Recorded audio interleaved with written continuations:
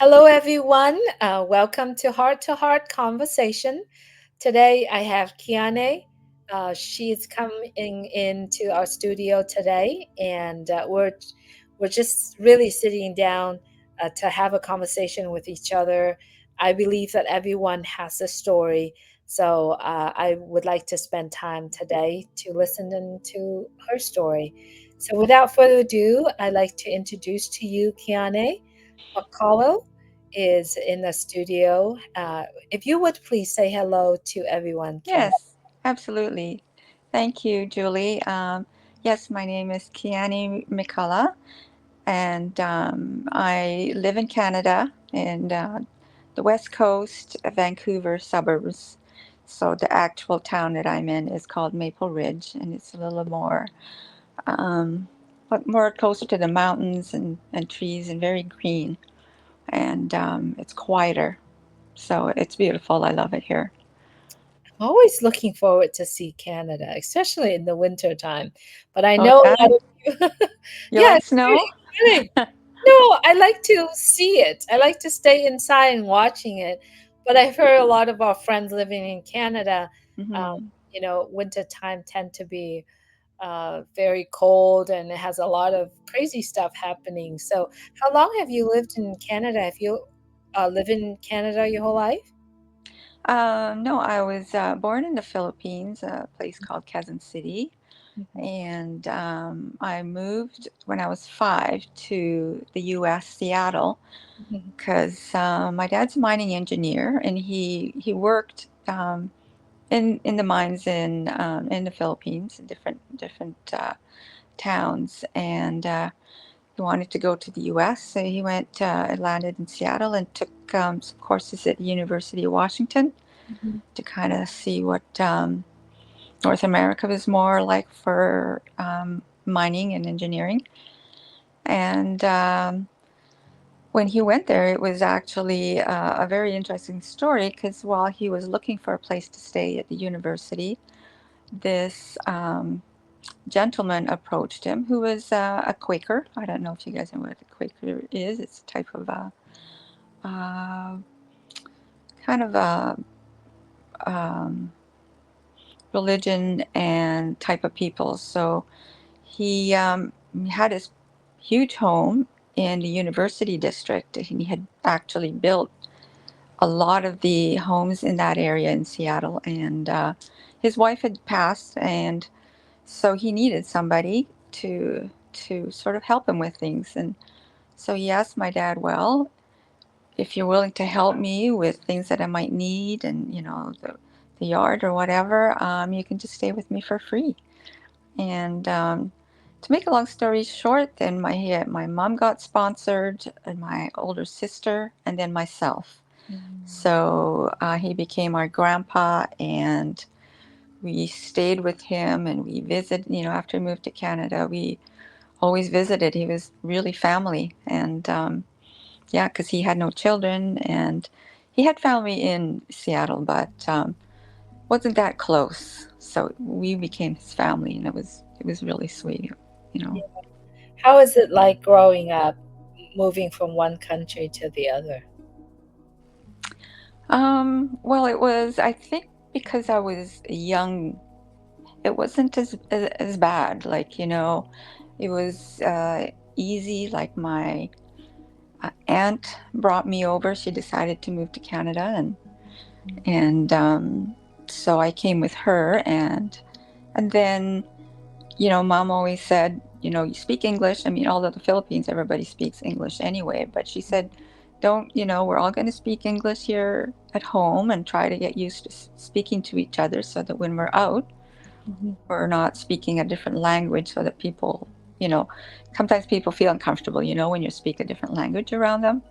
Um, and Canada being, a smaller country and very, I don't know, very friendly country, we just spoke more English. And so now I don't speak the language, which is called Tagalog. Mhm. I understand it fluently, and I can speak it, but it's what we say. Sometimes I just say things backwards and stuff, but I definitely understand it and I can get by.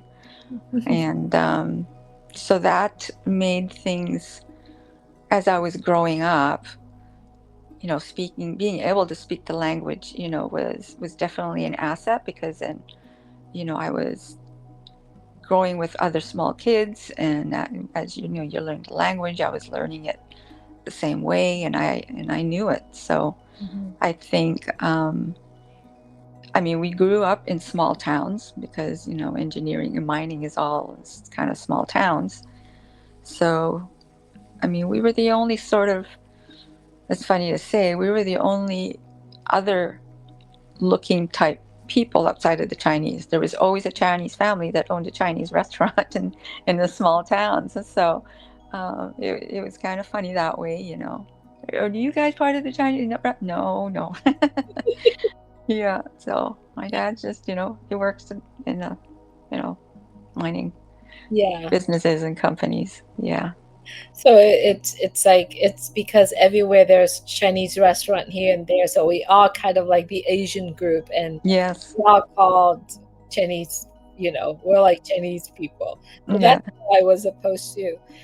Have you been back to Philippines since? A long time ago. I've only been back once, when I was about 14. Hmm. Hmm. And I mean, I'm in my 60s now. Um, You seriously? No way. yes. My gosh. No Oh, way.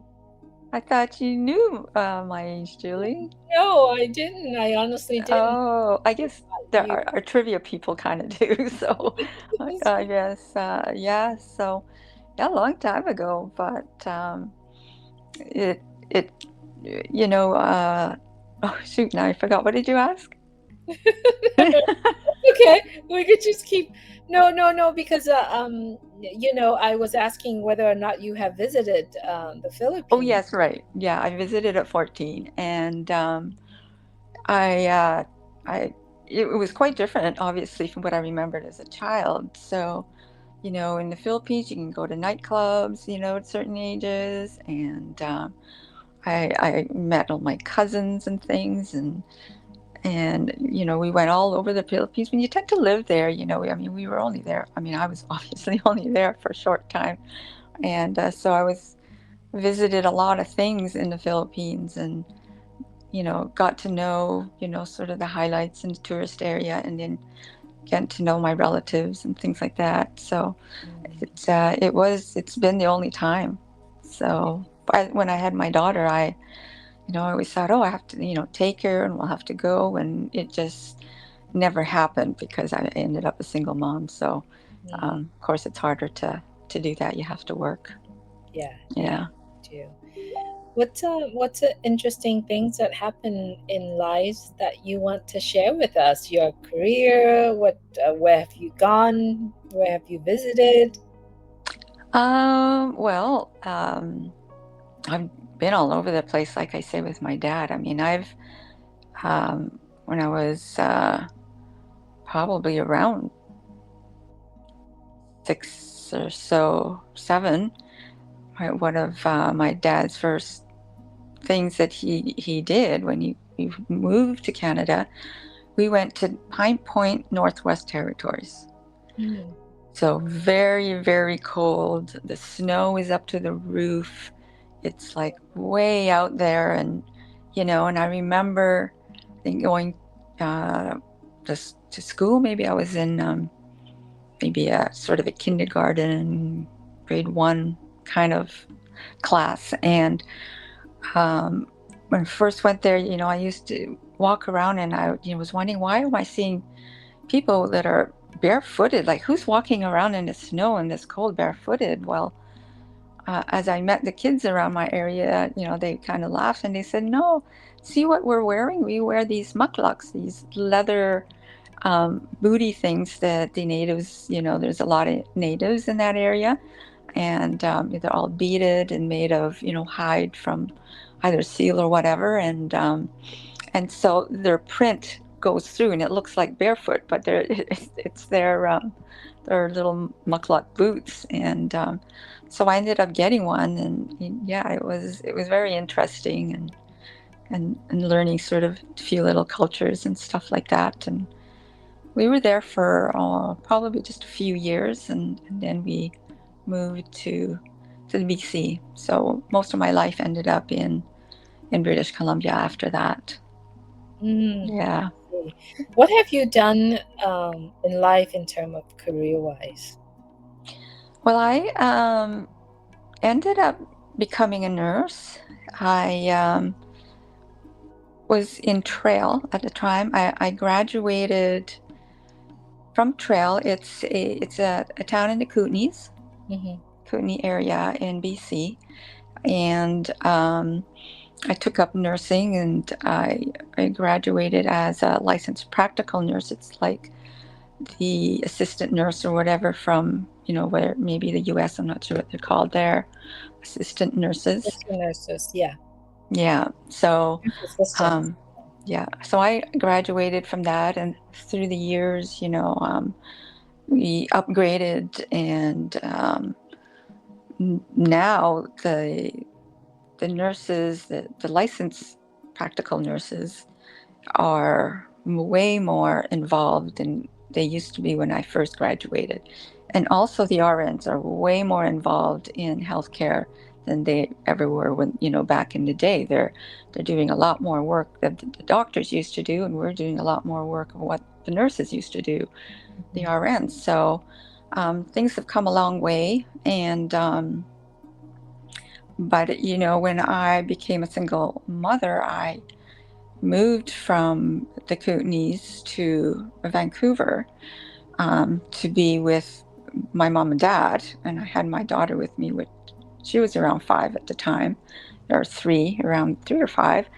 And so I stayed with them for a bit and tried to apply for work. But in the Vancouver area, there's this huge hospital that had just recently shut down. So I was bottom of the food chain. So there was so many hundreds of other people looking for work. So that's when I had to branch out and find work elsewhere. And um, I always liked art, drawing. I was always kind of creative in that way. And so I saw this job that was to do with digitizing, Mm. and what it is, it's basically CAD work. I don't know if everybody knows what that is, but it's normally you have to you know be trained in that kind of thing. But I just said I can do anything.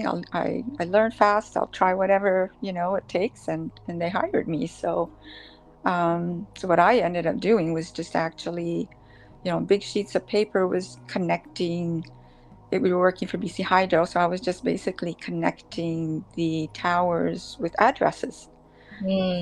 So whereas the CAD people were drawing out the things, I was doing sort of the afterwork of connecting them. And to me, it was fun. It was like, connecting and seeing the city sort of, start to light and where all the I did that until my mom and dad decided, we're going to move to the suburbs and get a big place because they were just in a condo. And so it was a little bit tight for us. And it was a beautiful place along the water, along the quay in North Vancouver. And I just said, "Oh my gosh, Mom, no, don't sell the place. Like, this is beautiful." She says, "It's okay. We've been here a long time." And I mean, if I had the money, and I would have bought it. I would have just said, "Okay, it's mine." Like, it was just such a beautiful area. But they bought this much bigger place, and so we moved there, and then that's when I was able to look for other work, and because out of the work was in Vancouver, and I my dad had just retired, and he wanted to do something, so he got in the water business, and so I helped him a little bit with that. But I eventually got work in in that area in nursing, so I got back into my nursing, and I worked in orthopedics, surgical, worked in emerge. I did a lot of different things, and yeah, so did a lot of nursing. I mean, it before I left the Kootenays, even I was in Kamloops. I don't know, Kamloops was. It's I did work in chemotherapy. I worked in urology there, and so looked after people with cancer, and and then in the lower mainland, I ended up working with people with, broken bones Mm. and hips, and with surgical end of things. So quite a wide range. Seems And like you've done a whole lot of things yes, in life. Yeah, yeah, every time you move onto a unit or something, you're learning a whole different type of type of nursing. yeah, yeah. Yeah. So what's inspire you to keep going in life? What keep you get out of Oh, bed? What are yeah, those values? yeah. When I became a single mother, I had a deadbeat ex who didn't support me or anything, and you know, he was just angry, and he was, in spite of, even though it was his daughter, it was just, he was just angry at me, when I don't know why. He was the one that, had the affair and everything, and I decided to leave. So, um, I always thought, well, if you say you cared for me and loved me, and this is how you treat your daughter that you supposedly care and love, then, you know, geez, it's no wonder, you're not the man, that I thought you were. So I just decided that, I just kept nursing. I tried to work, and that's why I came to Vancouver to use my mom and dad, because then they could babysit her, and everything was about her, you know. Even though me and my ex were split up, I made sure she had happy things and grew up, being with, other kids and seeing the good things in life, and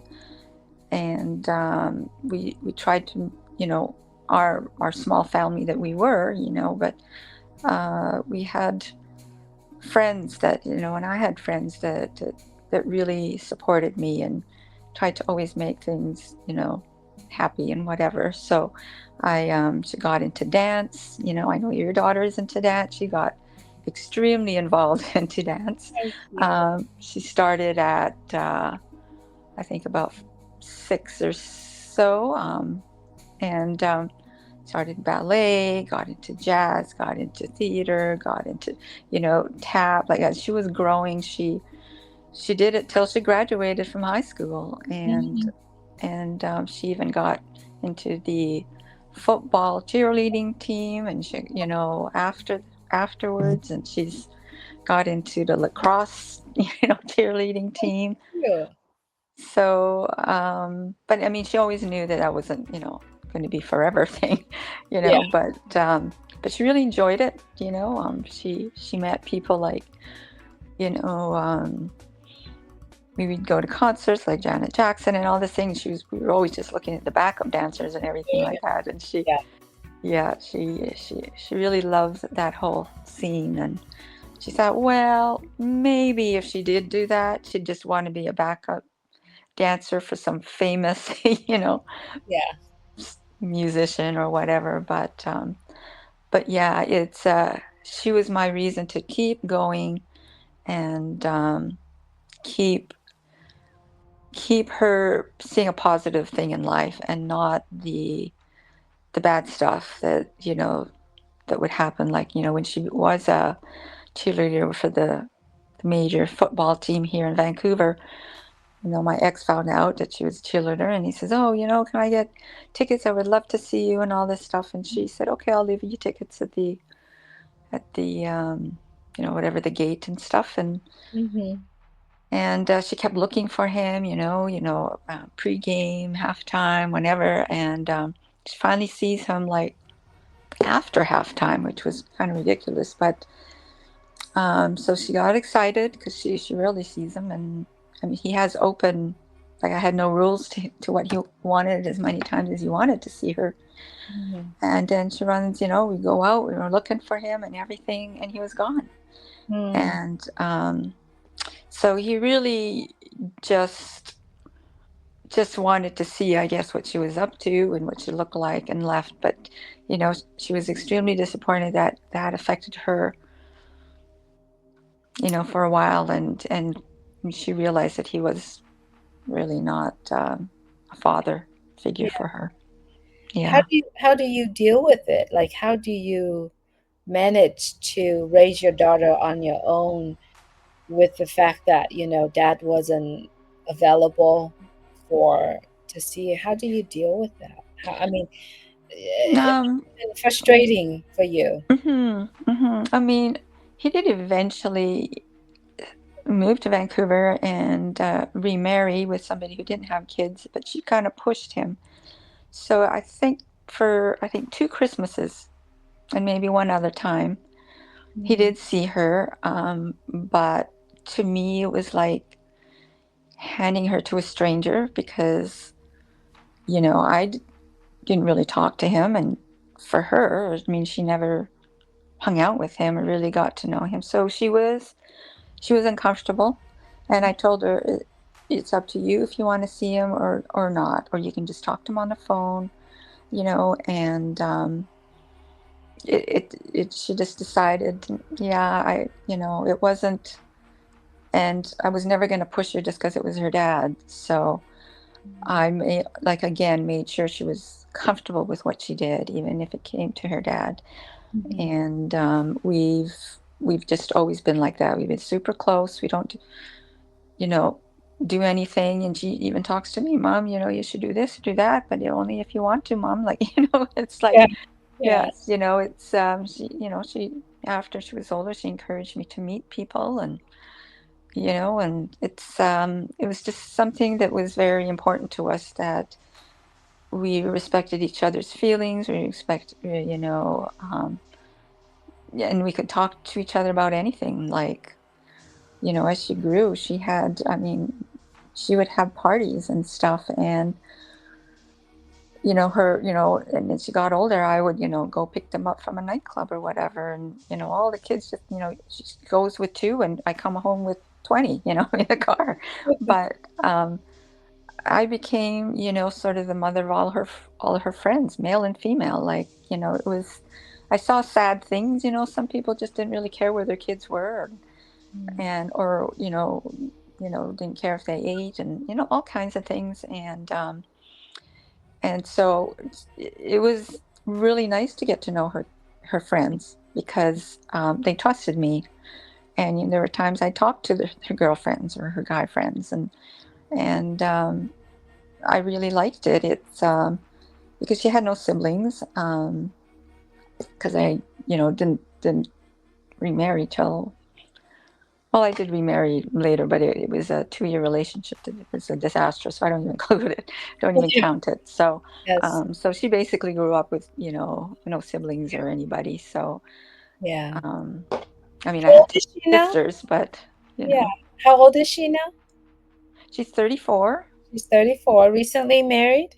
recently married, recently bought a house, That's and beautiful. that's where I moved to, Yeah, is in her basement suite. Because I lost my job at one point, and so I sold my place, but to sort of have money to survive, and I didn't r- buy again. I just yeah. rented. I wasn't really sure where I wanted to be, Just so you. Yeah, yeah. yeah. So through Well, up to now, I was just renting, and again, I was going to have to look for another place. So she said, "Mama, we just decided we're going to buy. So if we bought a place with a suite, would you move with us?" I said, "Absolutely." yeah. And So that's, nice. so Yeah, it's been lovely. yeah. Yes. So, are you thinking of stepping another step? Hopefully, meeting someone, the companion of your life, the partner of your life. It's funny, on my birthday, which was just September 21st, she had taken me out for dinner, and she asked me that. She said, "Mom, you're not working now. I mean, for certain reasons, and but Mommy, you're still beautiful to me," like she says, Oh, yeah, absolutely. I agree with and she said, "Are you still looking, or you're done, or you don't want anything to do it?" I said, "Well, I've always wanted, even though I haven't, but it was hard. Like, I tried some of those online things, and you meet people and they're not, they it was too hard. Like I just wish there was, the natural way, like the old days, Yeah. and you can just go and meet somebody and you connect and whatever.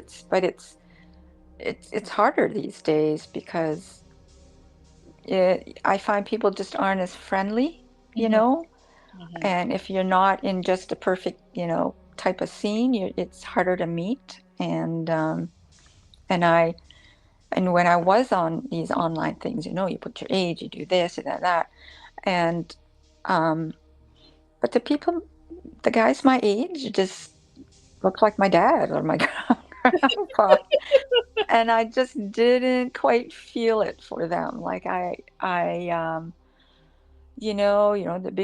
the big bellies and whatever. Not that you have to be fit in, super fit or anything, but you have to look after yourself. I look after myself. Like I just feel like I wanted somebody that was a little bit more, rounded and serious about, their nutrition and how they live and their cleanliness and whatever. Like I just I think people sort of give up after a certain age, and that's sort of what I was seeing when I was kind of looking at these sites, and it just wasn't quite working for me. So Yeah. Well, I'm just, if it happens, it happens, if it happens, it happened, and it also, you if you meant to be, you meant to be together. That's right. I think, as time when you have someones that come into your life that share that same values, that same compassions that you have, it works better that way, right? Hmm. It works better that way when you are thinking, for example, we are in on passive, you have passion on certain things, but if you find someone or you met someone that has totally different passion, different goal in life, Hmm. it's hard to get together, right? And so, yeah, who knows? There's a huge community of on passive. I'm very sure that, your values exude, so it'll attract to other people as well. Hmm. Um, Yeah, maybe when we all start meeting, who knows, yeah, yeah, at yeah, least we all have this in common, yeah, yeah, absolutely. Yeah, Um, yeah. let's get into unpassive conversation. Hmm. How did you hear about unpassive? When did you join in, and how has it been for you?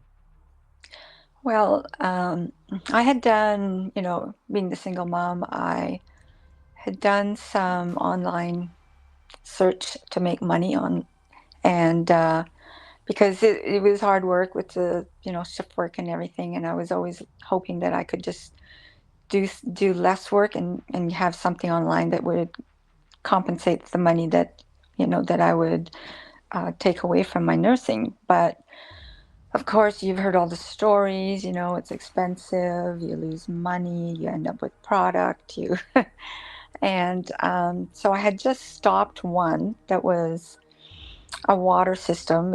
I got into that because I thought, okay, my dad was in water. I know a lot about water and that, but it was a lot more about recruiting and not about the product. So I had to try to learn to do ads on Facebook and that whole Facebook scene. And when Marty says, "Oh, it's not approved. You got to do something else," and I totally related to him, and but I tried to stick it out because I'm sort of like I'm persistent. I didn't want to give up, but all it did was got me more money, losing more money, and then in the end I got frustrated because I stuck it out and lost more money. So I had just gotten rid of that business, and but I'd met some wonderful people locally through it, and so about a year after, this one girl by the name of Andrea Ross Hmm. said, "Hey, another one of our friends." She said, "Oh, I have Mary Lou here. She's telling us all about this new thing that she's come across." And I said, "Oh, Andrea," she said, "No, it's totally different. Really, really, it is. It's totally different. And we can get our money back and more." Is how the lingo was going between the two.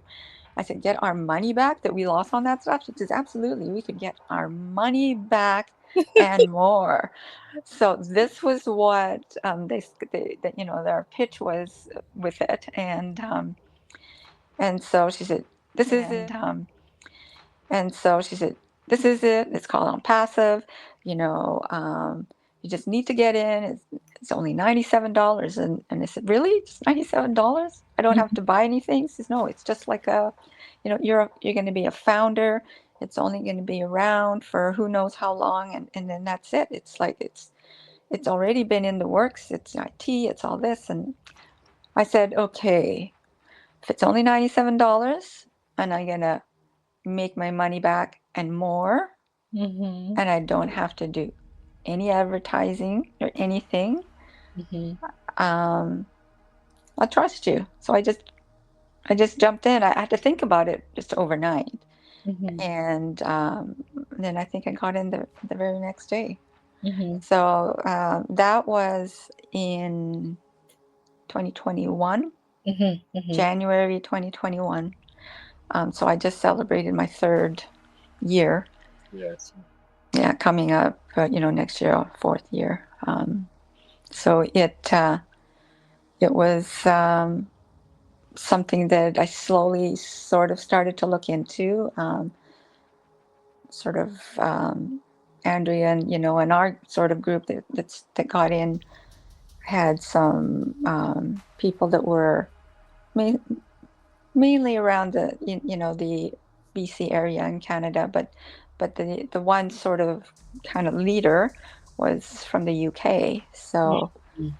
she started something on Instagram, and so we kind of just connected that way. And I just trusted in whatever she would show us and give us to look at, and but then after a while, when she told us to go to these webinars, I started seeing other people, and I kept going more and more, and I started seeing you and Marty and the whole gang, and then when got onto a corporate webinar and saw us the first time, I said, I heard it.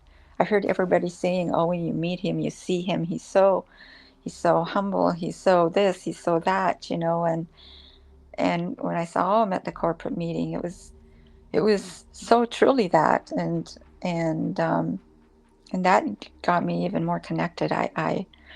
I just loved hearing from him, and the sort of the drive and the excitement and the humanity and everything that he presented to Mhm, us, and it was just up my alley. So, mm.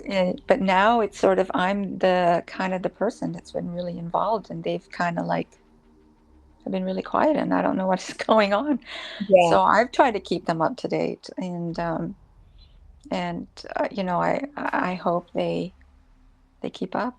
yeah, I hope they get their money and get their money back and more, because and yeah, I need to say that to them, because I think they've forgotten that. yeah. You know, So um, let me ask you, what is unpassive to you? I know we know probably 5-10% of what unpassive. mhm. So what is unpassive to you? To me, I've since my that story with my dad, with the a gentleman in Seattle. He was a humanitarian, Mhm, and he constantly would help immigrants and people coming in. And he would, set them up, get them started with, a place to stay, and things like that. And he passed on to my dad, passed on to us, our family. And he started, my dad, took in a whole, Filipino family in BC, and helped them get started and stuff. And when I got you know, into school, and I wasn't really sure what I wanted to be, I mhm, thought, okay, I'm going to be an architect, and because this gentleman was an architect, and he, built homes, and to me, okay, that's my way of giving back. I'll do that, and it was sort of a humanitarian thing. I can do things for free. I can, but then, then he got, you know, um, I started just seeing people that needed more than a home. Like the home is sort of something that would come after. You needed people that needed more love, or other things before the home is what I was seeing. So I decided, okay, I'll look into nursing. There's schools right here I can take, and when on passive showed that type of humanity, that we can help homeless and we can help the people that are struggling, that are either disabled and all these things. And it just spoke words to me. And um, being a single mother, like, I had a few struggles, but at the same time I had some family where some other people don't. Mhm. And then the different things that you experience through your life, you see more and more and more things that can be done in the world. And I mean, more recently now, the huge floods and the fires that we had here in BC that wiped out one community a few years ago, Huge. and on all the fires now, and it's the floods, and name it, hurricanes around the world. And it's now it's the farmers don't have anything, the drought, the way the weather is and stuff.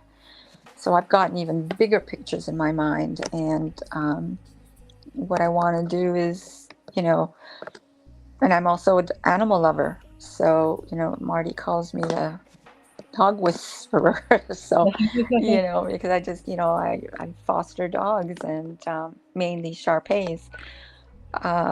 But, it's, I love nature. I love the human animal. Um, and I want the human animal to be better, Mhm. because we affect nature and we affect the animals. Yes. So we need to change how we treat humans, animals, and nature. Absolutely. And this whole thing with passive, we're all learning that, and we're all going to do that, because we, out of a million people, everyone has something that they want to do, whether it's for their own country or their own people, or children. And just, it's, I know that all of it will be touched. Yeah, So for sure. so that's what on passive is to me. It's knowing that the love of nature that I have, and of the animals, and of how humans should be, um, is what's on passive is gonna do. Yeah. So what you're sharing is it's what on passive could produce through us. Mm-hmm. But on passive itself is a place where it's provide values of tools and services Mm-hmm. to other people. And through those tools, services, and the values that on passive has, giving us the opportunity to be able to earn, to be able to have Mm-hmm. power Oh yes, there's some that we do. amazing products. Well, with the pandemic, when we had the O Connect come up, the world connected. Yeah, Absolutely, the founders world connected. And in that point, mental health, physical health, just that all was created by that. Families, uniting, friends, being created, love and passion for different cultures and different looks and different, again, becoming a world of love for everything and everyone. And then, the other things that I'm looking forward to is um, the education that OnPass is going to have, the academy. Like, I love the idea that, again, people from all over the world, cultures, get together. looks, Yeah. needs, we're going to learn together. Hmm. There's no There's no prejudice, there's no hate, there's no jealousy, there's no, we're going to be one whole family, and we'll be able to visit everyone in the world. Can you imagine these young children growing up and learning to love everything and anything about humanity in the world?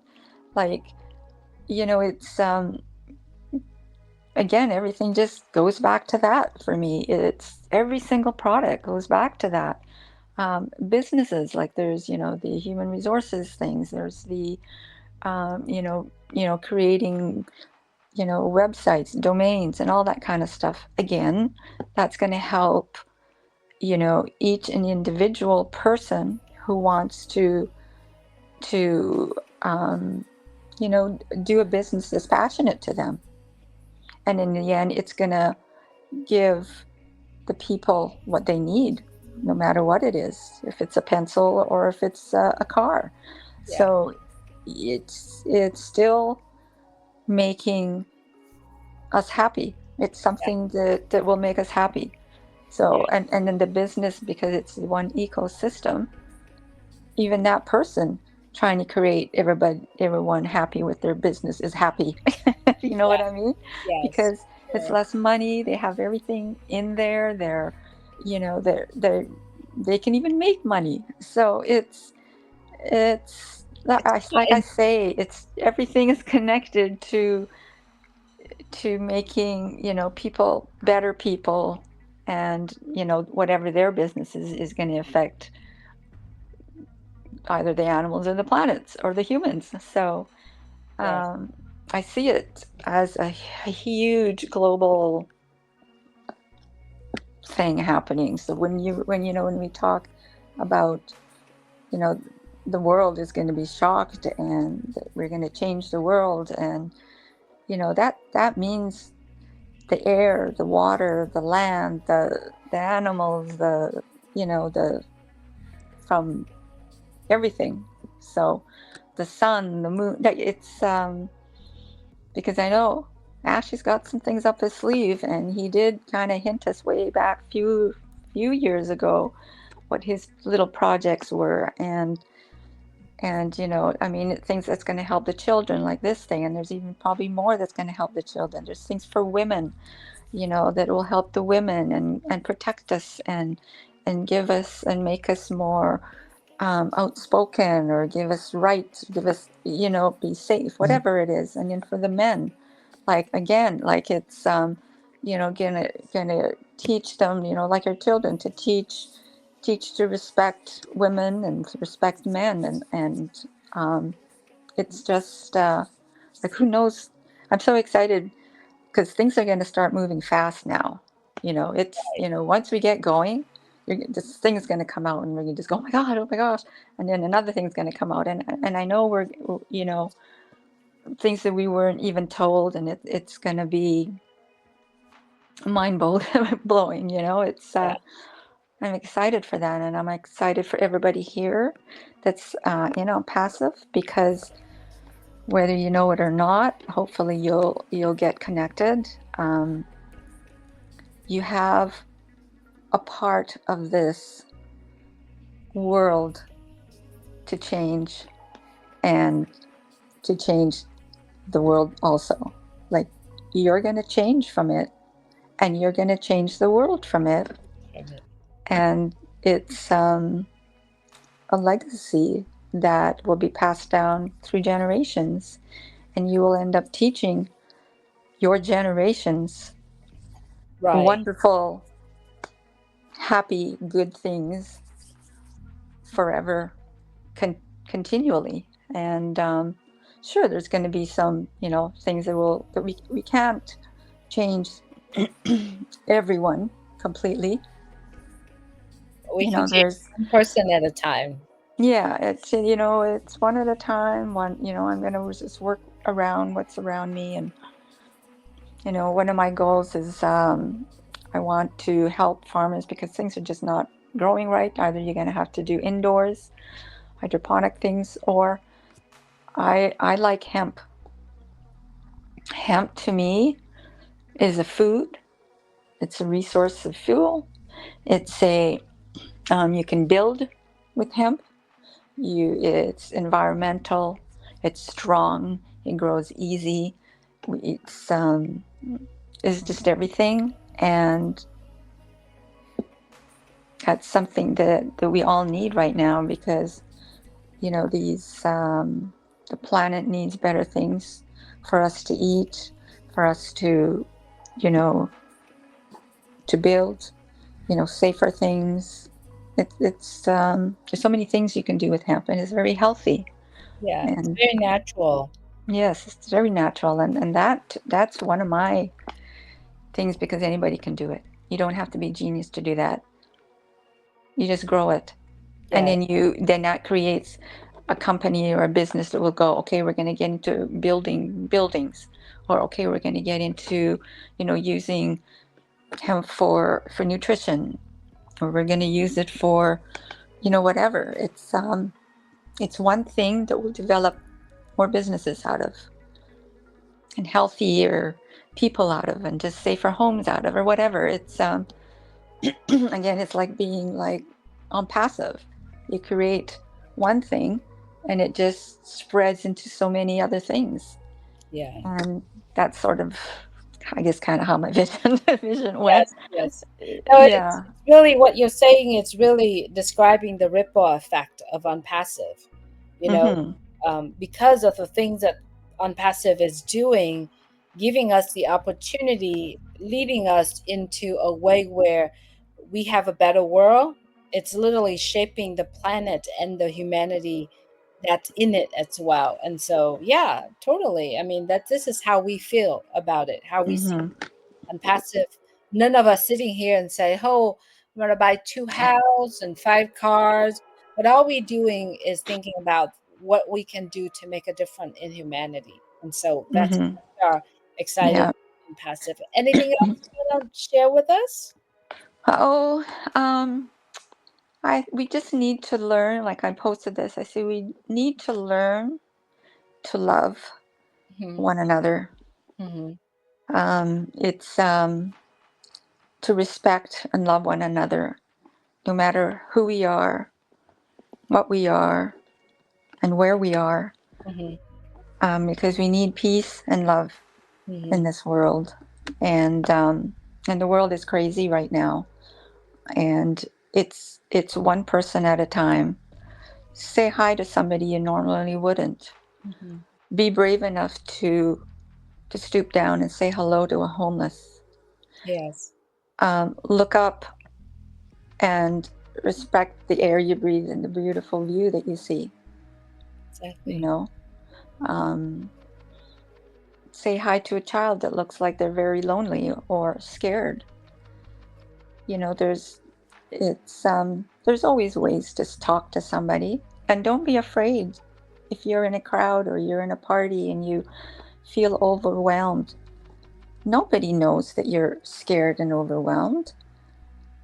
Like just say hi, and you'll be surprised someone else exactly the same thing, and you may find out later, oh my gosh, you saved me that day. I was just freaking out and whatever, but I saw you and I didn't know how to do it and this and that. And, then all of a sudden you just said hi. All it is hi or hello or nice day or how are you? Or, there's, you only need to say a maximum of probably 4 words to connect with anybody. Right. So, and be passionate to people that are struggling. you know we've all just went through something extremely devastating, and we just need to ask, how are you? How's your day? Is there anything you want to talk about? Because sometimes you have to ask that, Yeah. because people are good at covering up. you Yeah. know um, I mean, I did it at one point when I was absolutely miserable with my ex, and trying to figure things, or when my younger sister was killed, and you're at work and you're dealing with other things, but and you're it's you just sometimes you just have to ask, Check in. how's Yeah. I know we say, well, how are you doing, how's your day, but I mean, you have to look at them and say, hey, Julie, I haven't seen you in a while, and you look like things are going pretty good, but really, how are you? Yeah. You can trust me if you need to talk. Yes. Do it Really, with intention, you know. yeah. Yeah. How are you? Yeah. You know, if you can't talk now, let's get back with each other. Let's talk. I've Yeah. got some things too I'd like Yeah. to talk to you about. Just, let it make them know that everything's not super wonderful with you and you're just wondering about what they're going through, some horrible. I mean, because you could be too. And and you need to be as open as you want them to be open, so, True. and make it like it's a conversation for the two of you and you want to just see how things are. And I have some things I'd like to talk to you about, and I just trust you. And it's you can do that with anybody, really. Yeah.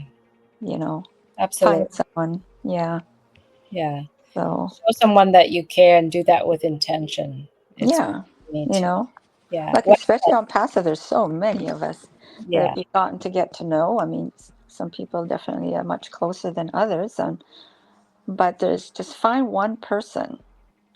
And when you go to when you, especially if you're in a state and you need to talk, like, find one person. And I would say, Julie, I need to talk to you. um I'm, and you have to make it just say, oh, Julie, I want, let's talk. I want to talk to you. You have to go, Julie, I need to talk to you. And Mhm. I would love if we can talk soon.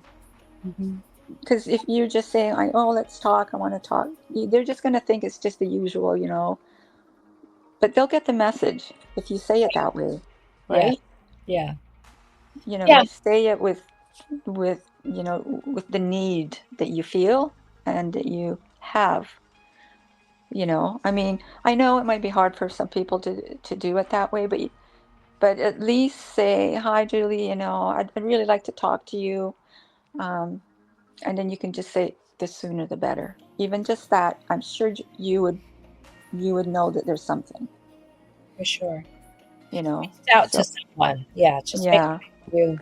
Well said.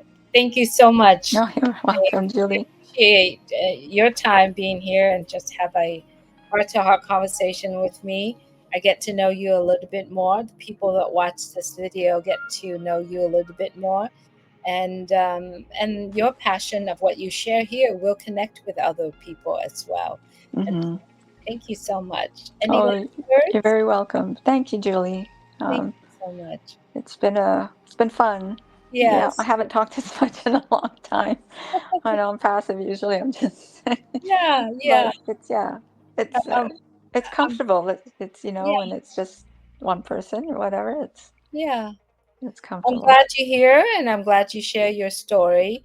And I'm very sure one of these days you will meet someone care for you that love you and treat you gently and also have the same mission and vision and passions that you have as well. Thank you, That Julie. time I've will got this recorded now.